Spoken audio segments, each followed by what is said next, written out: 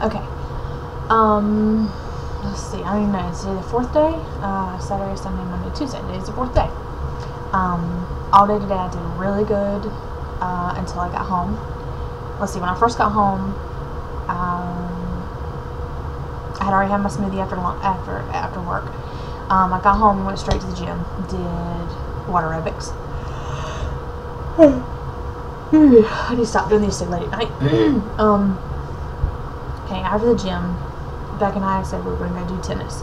So I came home and I decided, well, here's the thing. Even when I was doing water aerobics, it's like this just uncontrollable urge. I was like, God, I want some Mexican food. I really want some Mexican food. And then I was like, I really want McDonald's. Like, I could taste it. Like, my mouth was watering because I wanted it so bad. And I was, in my head, I said to myself, it's one double cheeseburger. Nobody's going to know. Like, you don't have to tell your mom. You don't have to tell anybody. Nobody's going to know. It's not going to hurt anything. Just go have one double cheeseburger. So, I made it home.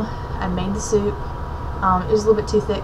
I didn't like it. I should have added more water, but that's fine. That's neither here nor there. And then after that, I saw some olives in the fridge. I was like, okay, I'm just going to have a couple olives because they're not that bad for me. And then I was like, I'm just going to have a piece of cheese. So I had a piece of cheese. And the pistachios were sitting there. So I was like, okay, I'm just going to have a handful of pistachios.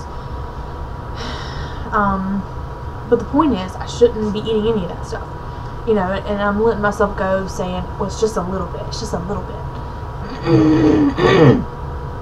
And I'm not beating myself up right now because I've come to the conclusion, and I think I've known this for a while. I'm a food addict, and I'm a binge eater. I'll go to Hardee's and I'll get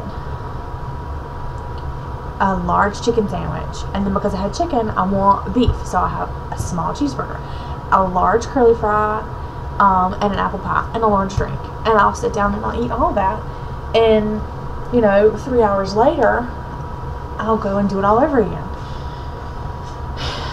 And, I've been thinking since I've been doing this, I miss being able to eat whenever I want to eat. And, I miss that feeling, and I cannot stop thinking about food. I cannot stop thinking about food.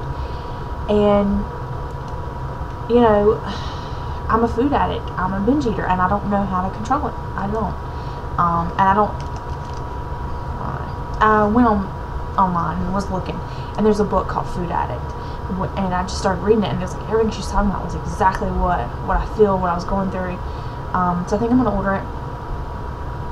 I don't know how to fix something like that. It talks about extreme dieting brings on the binging, so I'm going to try and talk to the doctors when I go back Saturday. It's really scary, honestly. It's just scary that there's something that's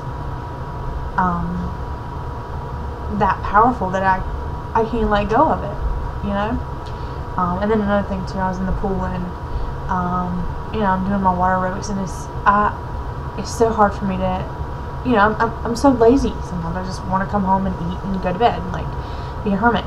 And there was a man that was getting out of the pool, and he had some kind of condition, and his legs were injured and don't work like they're supposed to. And I felt so incredibly guilty that here he is, coming out and working out, and I'm in perfect health, and I take it so for granted. I know I take it for granted, and I could have no legs. It really just kind of hit hard that I'm just, so I feel like it's a new step.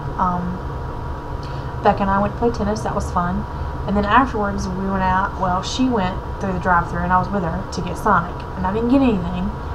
But then the whole time she's sitting here eating, I'm like, that looks really good. I want it, and then she's like, I'm done with these tater tots. Do you want them? And there's 2 left. And I was like, yeah. So I ate the last 2 tater tots.